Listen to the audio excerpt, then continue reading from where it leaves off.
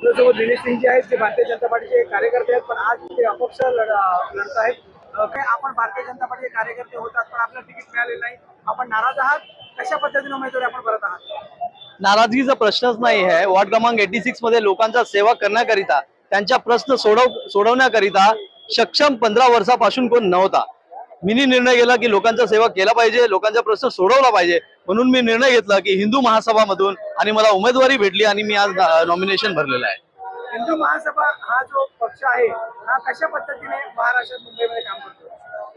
अखिल भारत हिंदू महासभा हा वीर दामोदर सावरकर यांचा पक्ष आहे, नथुराम गोडसेजी यांचा पक्ष आहे, देशाला मानणारे सर्व हिंदुत्ववादी चा पक्ष आहे। म्हणून मी त्यांच्या बरोबर सर्वांबरोबर काम करतो आणि ते पूर्ण भारतामध्ये आणि महाराष्ट्रामध्ये जेवढे प्रश्न आहे, इम्पॉर्टंट प्रश्न आहे, ते प्रश्न करिता हमेशा ते सज्ज असतात। आज त्यांनी मला उमेदवारी दिलेली आहे, म्हणून मी त्यांचा आशीर्वादाने लोकांची सेवा करण्याकरता वार्ड 86 मध्ये काम करणार आहे। समाजात राहिलेला आहात, किती विश्वास आहे विजयाचा?